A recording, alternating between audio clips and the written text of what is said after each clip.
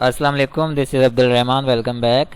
دیکھتے ہیں آج مارکیٹ میں کیا کام ہوا اور آگے کیا ایکسپیکٹڈ ہے۔ جیسے کہ ہم ڈسکس کر رہے تھے لاسٹ پریویس ہمارے ولاگ میں کہ مارکیٹ اس وقت کرنٹ پوزیشن میں ٹرائنگل شیپ میں پرفارم کر رہی ہے، اور اس ٹرائنگل شیپ کا ون سائڈ ایک بریک آؤٹ آنا ہے یا بریک ڈاؤن ہونا ہے مارکیٹ نے، ٹھیک ہے۔ جیسے کہ ہم جانتے ہیں کہ لاسٹ ٹائم میں نے آپ کے ساتھ ڈسکس کیا تھا کہ تین قسم کے جو پیٹرنس ہوتے ہیں ٹرائنگل شیپ کے اندر۔ ایک تو بلش ٹرینڈ کے اندر بنتا ہے، اس میں کریکشن آتی ہے، ٹھیک ہے، زگ زیگ یا تو پھر فلیٹ پیٹرن یا پھر ٹرائنگل پیٹرن، ٹھیک ہے۔ یہ تین پیٹرن بنتے ہیں کریکشن کے اندر یا بیئرش ٹرینڈ کے اندر۔ ایک ہوتا ہے سائیڈ ویز چینل یا پھر کوئی فیز، جیسے کہ کنسولیڈیشن ڈسٹریبیوشن یا پھر کنسولیڈیشن ایکومولیشن فیز۔ تو ہماری مارکیٹ اس وقت کنسولیڈیشن ایکومولیشن فیز کے اندر ہے۔ تو اس فیز کے اندر رہتے ہوئے یہ جو کرنٹ ہمارے پاس ٹرائنگل پیٹرن ہے، یہ بیئرش ٹرائنگل پیٹرن ہے، ٹھیک ہے۔ بیئرش ٹرائنگل پیٹرن جو ہوتا ہے اس کا بریک ڈاؤن ہمیشہ بریک ڈاؤن ہی آتا ہے، اور وہ ڈاؤن سائڈ کے لیے بریک کرتا ہے اس پیٹرن کو، اور پھر اپنی ایک نئی جو کہ جگہ بناتا ہے، اپنے نئے ٹیکنیکلز کو کریٹ کرتا ہے۔ اب اسے ہم انڈرسٹینڈ کرتے ہیں اس طرح سے۔ فار ایگزامپل یہ ہمارے پاس میں یہاں پر ایک لائن کھینچ رہا ہوں، ٹرینڈ لائن، اور یہ ایک مارکیٹ کی ایک ڈیسیجنیبل ٹرینڈ لائن ہے، ٹھیک ہے۔ اس سے اوپر مارکیٹ جاتی ہے تو مارکیٹ ایک نئے دور میں داخل ہو جائے گی، اٹ مینس کہ اس کا ٹیکنیکل جو چینج ہو جائے گا، اس سے نکل کر ایک نئے سائیکل میں کنورٹ ہو سکتی ہے، اور بہت ساری ایسی ٹیکنیکل چیزیں ہیں، وہ پھر آپ کے ساتھ مزید ڈسکس کی جائیں گی ٹائم ٹو ٹائم۔ دوسرا یہ ہے کہ ڈاؤن سائڈ کی ٹرینڈ لائن ہے، ٹھیک ہے۔ یہ کلیریفائی کرتی ہے کہ یہ جو اس وقت پیٹرن بنا ہوا ہے، یہ پیٹرن ہے ٹرائنگل پیٹرن۔ اس کی جیسے کہ یہ ABCDE کے ساتھ کمپلیٹ ہوتا ہے، میں اس کا پیٹرن یہاں سے لے لیتا ہوں تاکہ ہمیں مزید کلیئر ہو جائے، ٹھیک ہے۔ فار ایگزامپل یہ ہمارے پاس A اوپر بنتا ہے، B اینڈ C D، ٹھیک ہے، یہ اوپر E بن گیا، تو E کے ساتھ اس نے یہاں پر کمپلیٹ کر دیا۔ اس کے بعد اس نے جو اینڈ ہونا ہے، تو یہ ڈاؤن سائڈ، یہ یہاں سے ڈاؤن سائڈ کے لیے کنٹینیو کر رہا ہے، اس ٹرینڈ لائن کو بریک کرنے کی کوشش کرے گا، ٹھیک ہے۔ تو سیکنڈ چیز یہ ہے کہ ہمیں یہاں پر کیا ایکٹیویٹی کرنی چاہیے، ہماری اسٹریٹجی کیا ہونی چاہیے۔ امپورٹنٹ پوائنٹ ہے، ذرا اس کو آپ دھیان دیجئے گا۔ دیکھیں جو انڈیکس ہے وہ مینیپولیٹڈ ہے، سب سے پہلے انڈرسٹینڈ کرنے والی بات یہ ہے۔ مینیپولیٹڈ کس طرح سے؟ اگر آپ 1 سال پہلے بھی چلے جائیں، 1.5 سال پیچھے آپ چلے جائیں، تو انڈیکس اگر 40,000 سے لے کر 42, 43, 44,000 ان رینج کے اندر گھوم رہا ہے، تو آپ دیکھیں آج بھی انڈیکس اسی جگہ پر ہے جو پہلے 1 سال یا 1.5 سال پہلے تھا، ٹھیک ہے۔ ہم یہاں پر اگر پریویس ہسٹری میں چلے جائیں، آپ دیکھیں، نوٹ کریں گے یہاں پر فار ایگزامپل اس جگہ پر، ٹھیک ہے، اس جگہ پر آپ دیکھیں گے تو انڈیکس یہاں پر 40,000 سے اوپر کا ہی ہے، اور آج بھی انڈیکس یہاں پر 40,000 سے اوپر کا ہے، ٹھیک ہے، 41, 42 کے اراؤنڈ گھوم رہا ہے۔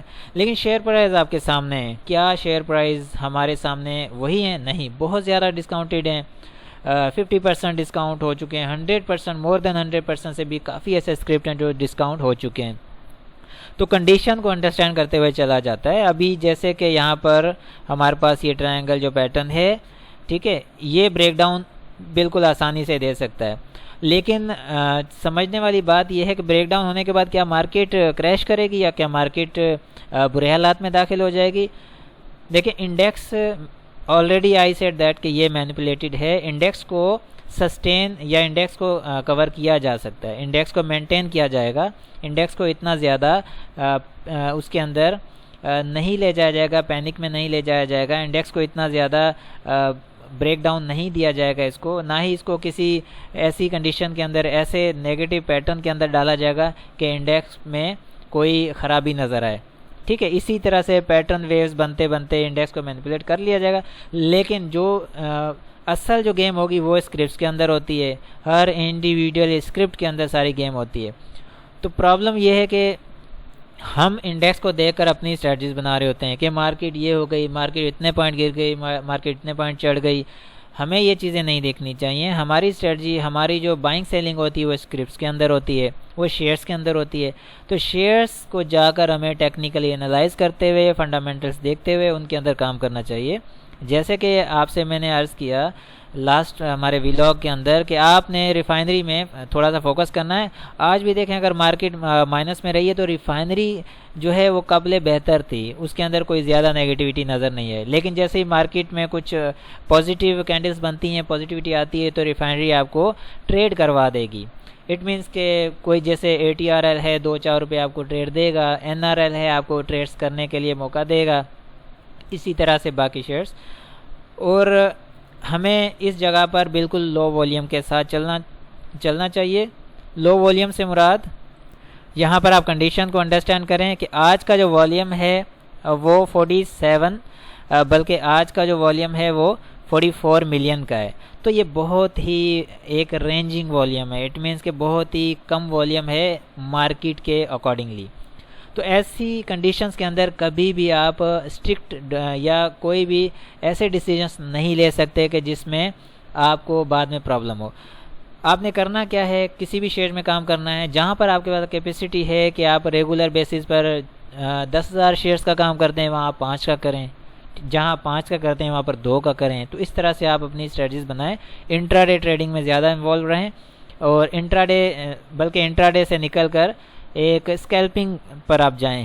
اسکیلپنگ مینس کہ 2-4 دن کی ٹریڈ آپ کو مل جائے تو اس کے اندر فوکس کریں.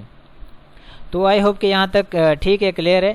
تو میرا یہاں پر آپ کے لیے مشورہ یہی رہے گا کہ انڈیکس کو آپ بیس نہ بنائیں. انڈیکس مینیپولیٹڈ ہے، انڈیکس کو مینٹین رکھا جائے گا، لیکن شیئر پرائز آپ کے سامنے آپ کی ایکسپیکٹڈ جو آپ کریں گے، جو ایکسپیکٹ کریں گے اس کے اگینسٹ ہوگا. ان ایکسپیکٹڈ مووز آپ کو شیئرس میں ملیں گی.